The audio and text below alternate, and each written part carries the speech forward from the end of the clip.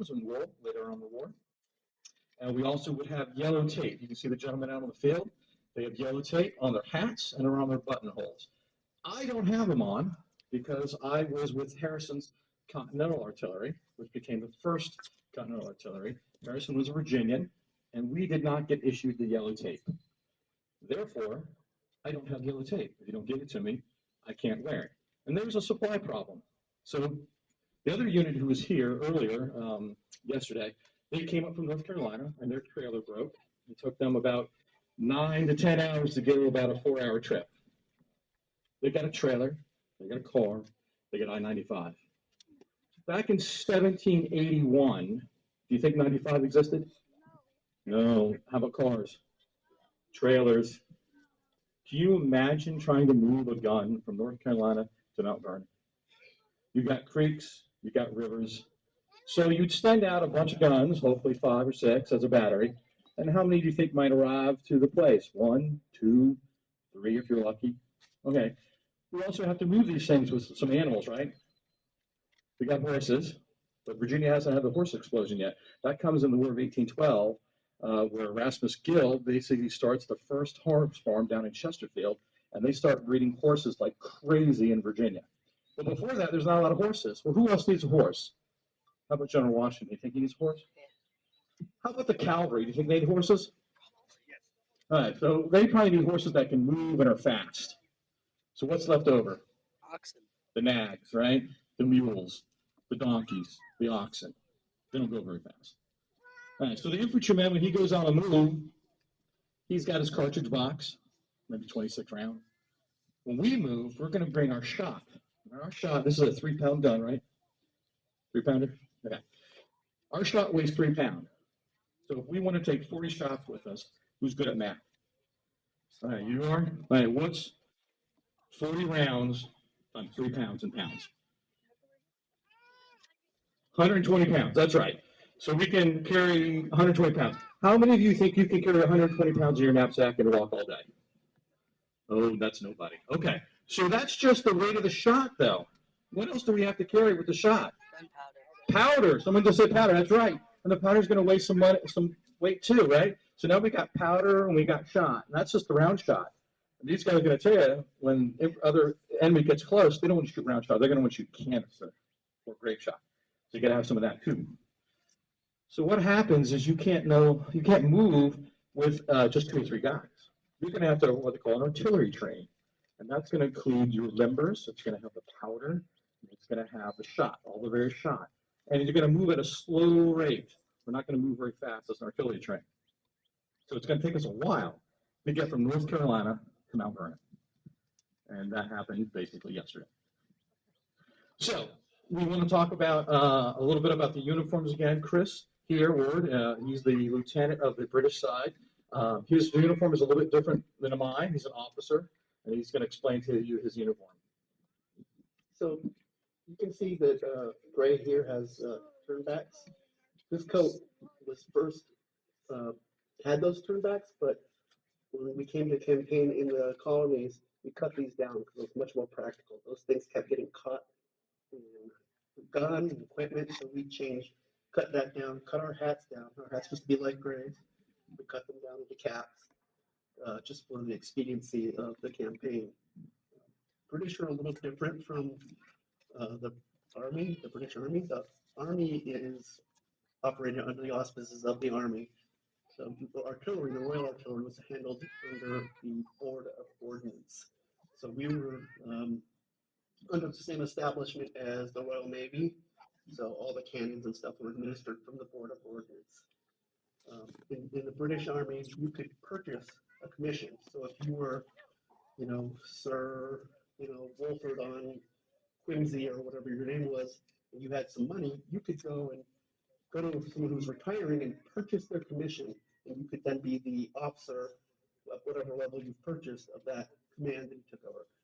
That wasn't so in the Royal Artillery. The Royal Artillery had to be educated, so they went to the military school in Woolwich, and it was a meritocracy, so you had to earn your rank, which is unusual in the British officer corps. So if you were a very wealthy lord, could you buy your commission in the Red Army?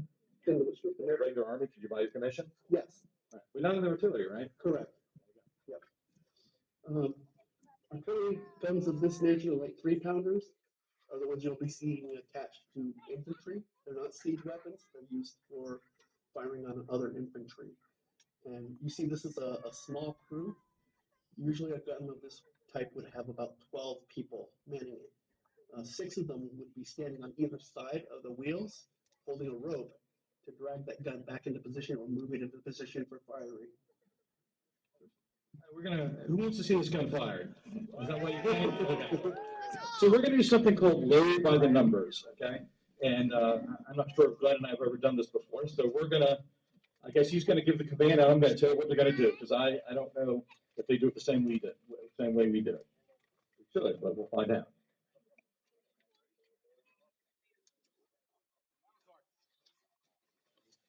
So they've already cleared the weapon, so they have what we call the number 5. On a ship, they're called powder monkeys because they're young boys who are very agile and can move around. And he is taking that powder, and if it's a fixed cartridge, it will have a ball to it, right? So it's going to weigh 3 pounds plus 8 ounces, right? And then they're going to put that in the end of the barrel, and they got to put it all the way to the back, right? Because they've got to figure out how to shoot this thing down round. You're going to see the bombardier. He's going to take a brass pick, and we know why he's using brass because it doesn't spark. He's going to open up that linen cartridge or wool cartridge and make a nice hole in it. And then he's going to put a primer in it. Now, if we were in siege, we might make it out of tin, but we're going to use quills, and they basically just fill with powder. All right. So, close your ears.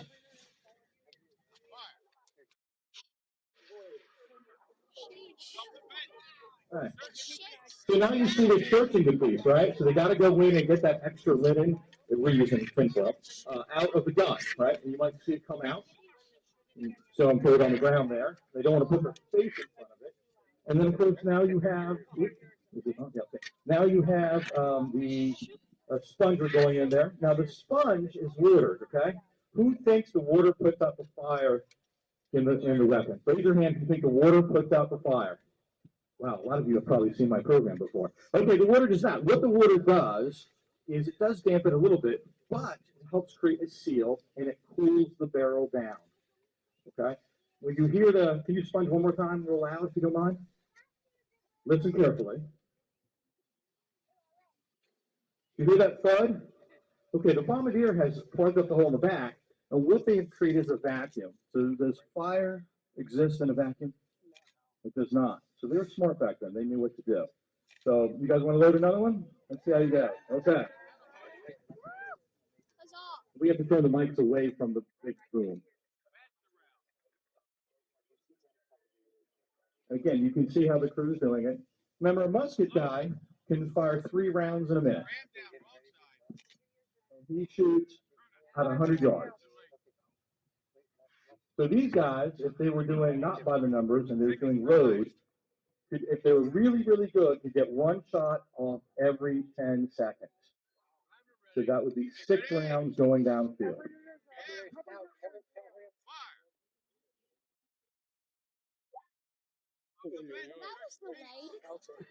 So let's do some math. Are some people good at math here? Okay.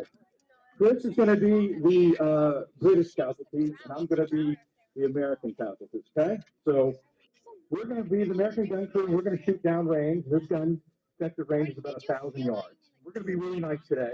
We're going to shoot at a slow pace. So we're going to shoot a round shot. That's the 3-pound ball at 1,000 yards. We're going to shoot it down range. The British are all lined up. We hit 2 of them today. So Chris, you're at 2. Chris is going to shoot his muskets back. 1,000 yards. They're going to do how many casualties to me at 1,000 yards? 0. That's correct. So I'm at 0. I don't have any casualties. We go to 900 yards. I'm going to shoot another round down there. I'm going to kill 2 more Chris. So Chris up 4. How many am I at now? 0. That's right. This is going to be tough math. All right. So we get down to 700 yards. We shoot 2 more British guys down. Chris, what are you at now? 6. What am I at? 0. Yeah. We get to 500 yards, and we're going to switch. We're not going to shoot a round ball anymore. We're going to load with something called a great shot. And it's going to be a sabot, a wooden sabot, which means it's a round thing, looks like a ball, but it's not quite. And we're going to take musket balls, about 30 of them, put them on top of it, and loop them together with string and linen, and it's going to look like a bunch of grapes. And we're going to put that in there. We're going to shoot it down range at about 500 yards. That's 30 balls going. Now we're going to pretend we killed everyone with 30 balls. So what do you got now, Chris? You got 30 more dead. 36 people. How many am I at 500 yards? Anyone know? So there you are. So at 400, we're going to do this again. Chris, what you got? 30 more dead. I'm at what again? 0. All right, 300 yards. We're going to shoot it again. What do you got, Chris? 96. What am I at? 0. All right, 200 yards. We're going to switch to canisters. And that's a can with loaded whatever we can find. Glass, nails, musket balls, hopefully also. Smaller ones usually reform. And we're going to shoot that out. But we're going to pretend it's only 30 casualties. So what do you got now? 126. Oh, what am I at? 0. Okay. So you want to come in front of the cannon with your infantry? No, not really. But again, we were being nice, right? We were only shooting one shot every 100 yards. So I asked the young men early today, what is their 40 time? 40 yards. And most of them say, oh, it's about 5 or 6 seconds. So if you think they're doing 40 yards in 5 seconds, let's just count that out. It's 100 yards. So it's 10 seconds per 100 yards. Right? So we can get one shot off every 100 yards at least.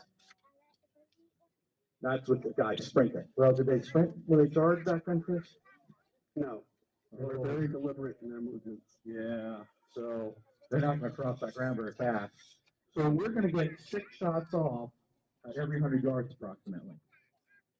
So we need to times Chris's number by 6. So what's 120 basically times 6? Anyone know? A lot. 720. That's how many balls are going down range and how many are coming back at me. 0. So it can get quite deadly quite quick. Guy's going to take this piece. Got to take it from the side, right? Your infantry. Or how fast does a horse run? Much faster than man. So if they've got cavalry, they're going to run at it as quick as they can. They only get 1 or 2 shots off if we're lucky.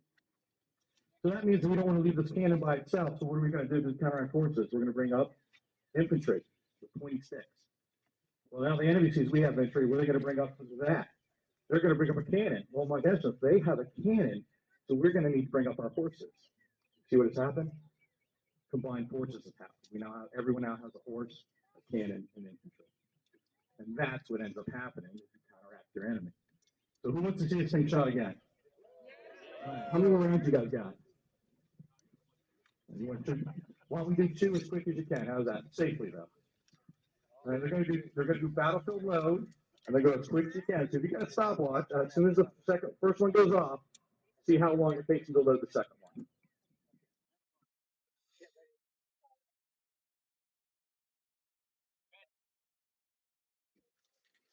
So again, you have the number 5 coming up. They're loading it, raining it. They're putting it on me. And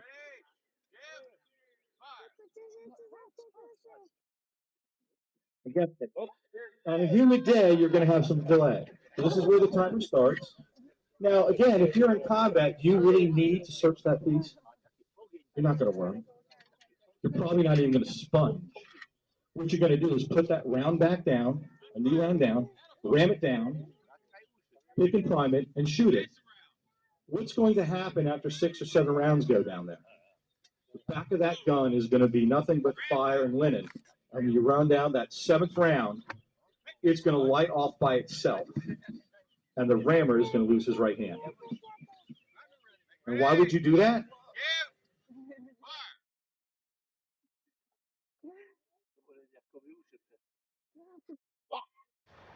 Anyone have a time on that? 45 seconds? Okay. Again, they're doing it safely, right? And you had delay on the match.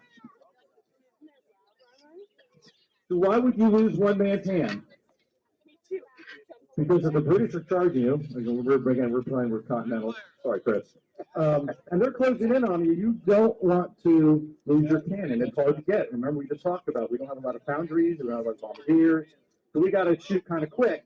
We will sacrifice one man to kill 68 British guys and keep our weapon. And that's why the guy in the front, usually the sponger, gets paid a little bit more. And again, the windsock, because it's humid and wet and rainy, it's taking a thumb. It is treated, the cotton string that it's treated.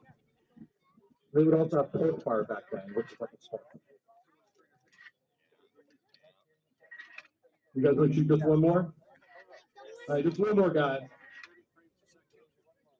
And as you can see, the smoke, this is just one artillery piece.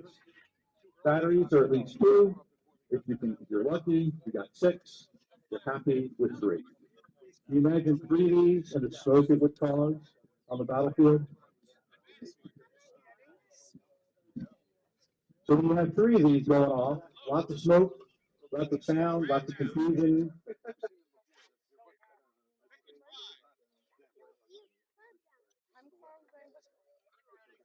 And there is a battle at 3 o'clock today for Rainbow.